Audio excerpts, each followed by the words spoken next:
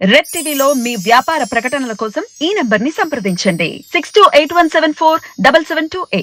Hi viewers, welcome to our channel. ప్రస్తుతం మనతో పాటు సీనియర్ జర్నలిస్ట్ దాము బాలా సార్ వారితో మాట్లాడు.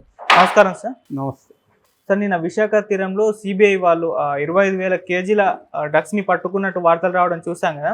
అయితే ఇప్పుడు ఈ డ్రగ్స్ అటు తెలుగుదేశం వాళ్ళేమో వైసీపీ వాళ్ళని చెప్పి ఆరోపిస్తుంది, అటు వైసీపీ వాళ్ళేమో ఇది తెలుగుదేశానికి సంబంధించిన కంపెనీలు అని చెప్పేసి వీళ్ళు అంటున్నారు. అసలు నిజానికి ఎవరి వా డ్రగ్స్? మీ ఒపీనియన్ ఏంటి సార్ దీనిపైన? నేను దీని మీద బాగా స్టడీ చేశాను. సిబిఐ వాళ్ళకి సంబంధించిన ఎఫ్ఐఆర్ చూశాను. ఢిల్లీ నుంచి వాళ్ళు రిలీజ్ చేసిన ప్రెస్ నోట్ కూడా నేను చదివాను. సో ఇదేంటంటే అదేదో అంటారు కదా, ఏమీ లేకుండా కూడా పొగ సృష్టించవచ్చు. ఇవాళ నిప్పు కూడా అవసరం లేదు. ఇంకా దీంట్లో ఆల్రెడీ ఇది నిప్పు ఉంది కాబట్టి ఇంకా పొగ ఇష్టం వచ్చినట్టు సృష్టిస్తారు. అందులో ఎలక్షన్లు దగ్గరగా ఉన్నాయి. సో రెండు పార్టీలు దీని మీద పెద్ద గోల చేస్తున్నాయి. అసలు ఏం జరిగిందనేది నేను పరిశీలించిన మేరకు నేను చెప్పడానికి ట్రై చేస్తాను. ఓకే, ఇదేంటంటే యాక్చువల్గా వరల్డ్ వైడ్గా డ్రగ్ ట్రేడ్ అనేది పెద్ద ఎత్తున జరుగుతుంది. ఇప్పుడు వరల్డ్ వైడ్గా కోఆర్డినేటెడ్ ఎఫర్ట్తో డ్రగ్స్ని పట్టుకోవడానికి ట్రై చేస్తున్నారు. మన దేశం నుంచి కూడా అనేక ఏజెన్సీలు పనిచేస్తున్నాయి. అందులో సిబిఐ కూడా ఇన్వాల్వ్ అయింది, ఇంటర్పోల్ కూడా ఉంటుంది. ఇంటర్పోల్ వచ్చి ఇక్కడ అఫీషియల్ సంస్థ సిబిఐ. అందుకని సిబిఐ టచ్లో వరల్డ్లో ఉండే మిగతా ఇంటర్పోల్ ఆర్గనైజేషన్స్ టచ్లో ఉంటాయి.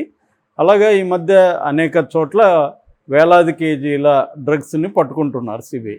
గుజరాత్ దగ్గర ముఖ్యంగా సముద్రాల మార్గాల గుండా ఇవి పయనిస్తున్నాయి అన్నమాట, కంటైనర్లో వస్తున్నాయి. అందువల్ల వరల్డ్ వైడ్గా కూడా నిఘా పెట్టారు. అనేక చోట్ల దేశంలో ఆ మధ్య గోవాలో పట్టుబడింది, గుజరాత్లో పట్టుబడింది, చెన్నైలో దొరికింది.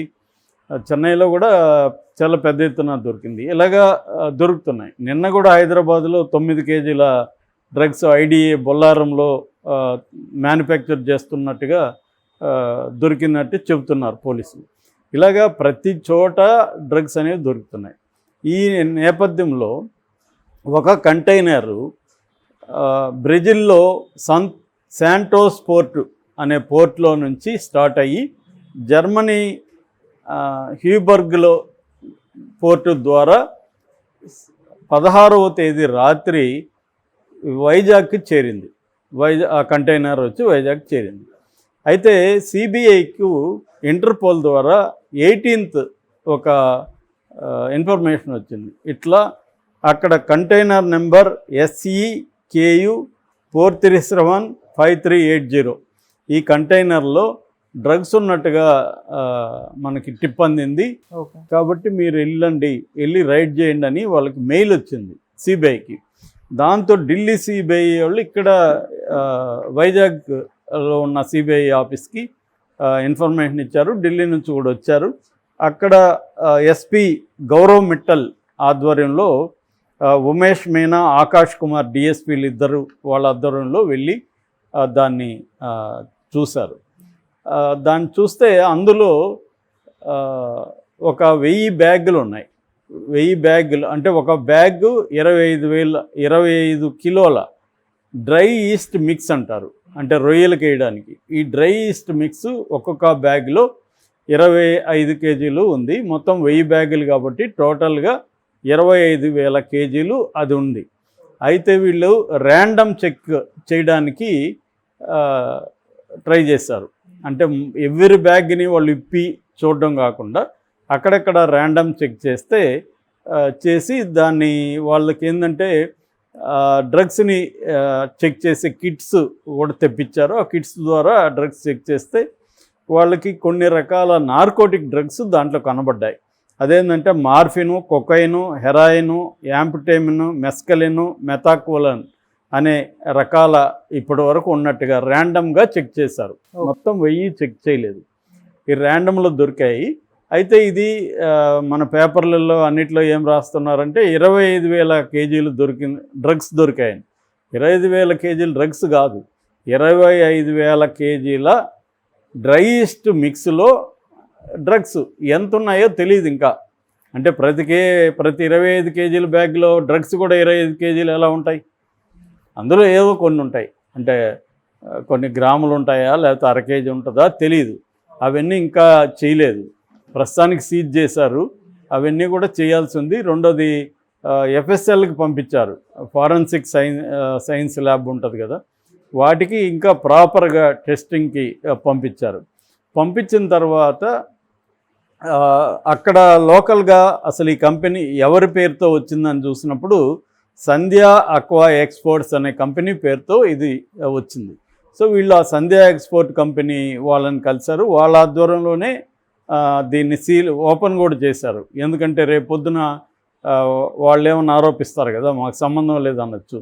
వాళ్ళని పెట్టుకొని మధ్యవర్తులను పెట్టుకొని ఓపెన్ చేస్తారు. ఎందుకంటే వీళ్ళే కూడా డ్రగ్స్ ఉందని చెప్పచ్చు కదా. అందుకని ఎప్పుడైనా ఈ సైజర్ అనేవి మ్యాక్సిమం అలాగే ట్రై చేస్తారనమాట. అలాగే ట్రై చేస్తారు.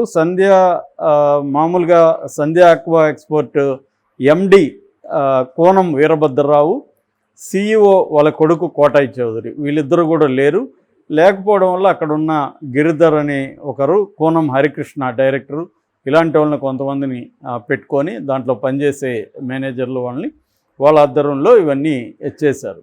చేసిన తర్వాత వాళ్ళని అడిగారు, ఏంటి బాబు మీరు ఇదంటే వాళ్ళు షాక్ అయ్యారని చెప్తున్నారు.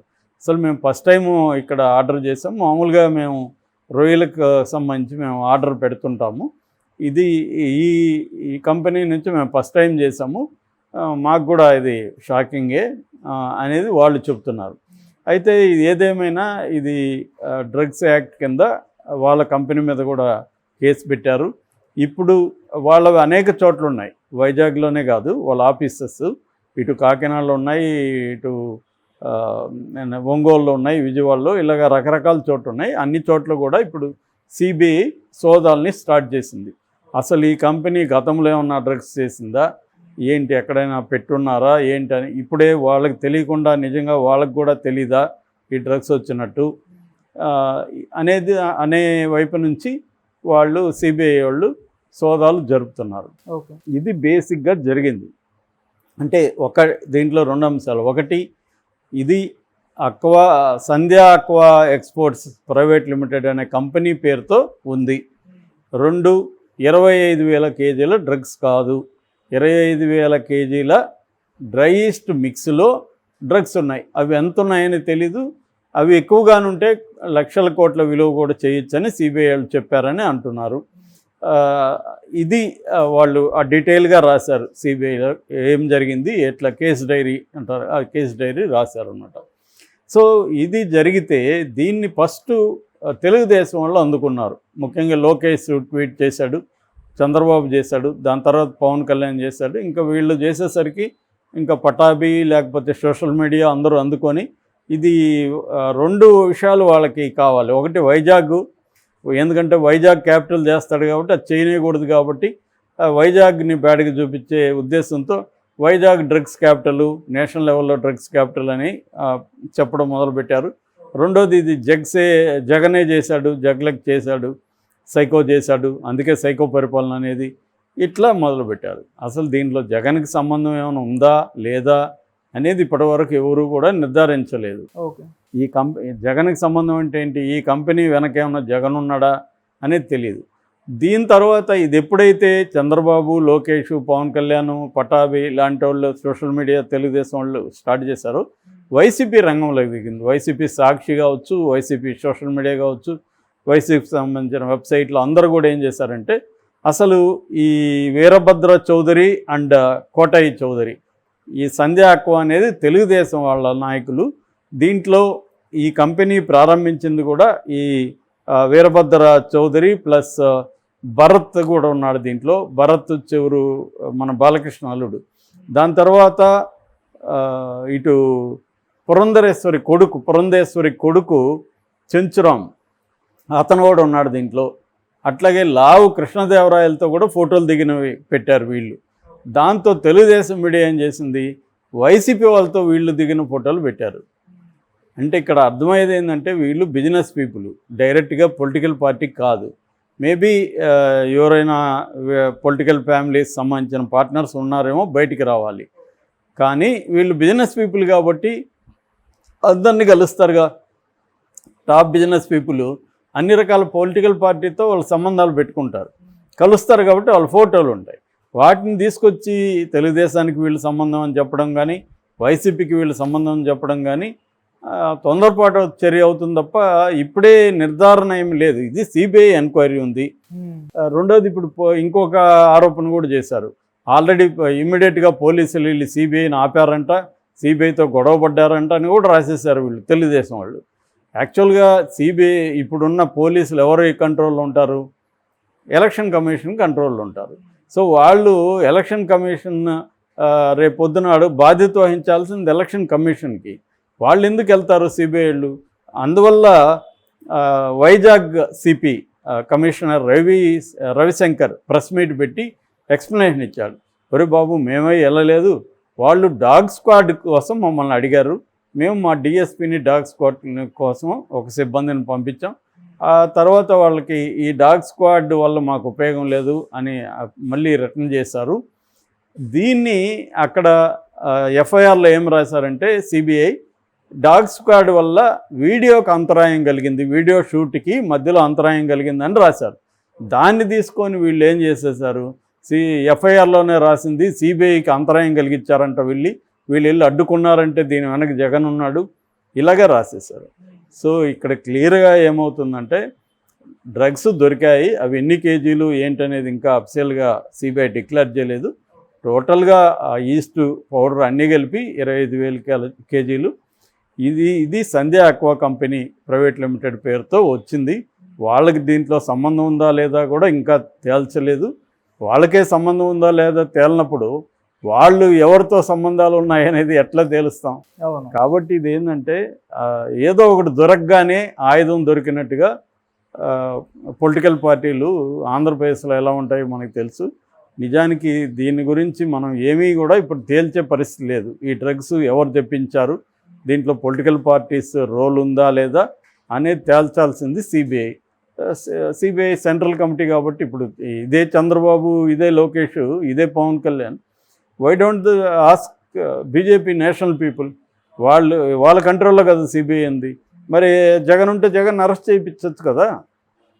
That so simple. ఇక్కడ ఏంటంటే నిజంగా దీని వెనక ఎవరున్నారో వాళ్ళని పట్టుకోవాలనే దానికంటే కూడా ఇది మనకి ఎలక్షన్లో వెపన్గా ఉపయోగపడుతుందా లేదా అని తెలుగుదేశం, జనసేన, ఇటు వైసీపీ రెండు కూడా అవే ఆలోచిస్తున్నాయి తప్ప నిజంగా వాళ్ళకి ఎవరికి కూడా వైజాగ్ మీద కన్సర్న్ కానీ ఈ కేసుని పట్టుకోవాలని కానీ ఇద్దరికి అంటే ముగ్గురికి, 3 పార్టీలకి లేవు. 3 పార్టీలు కూడా ఇమ్మీడియట్ పొలిటికల్ గెయిన్ కోసమే ఈ ఇష్యూని వాడుకుంటున్నాయి.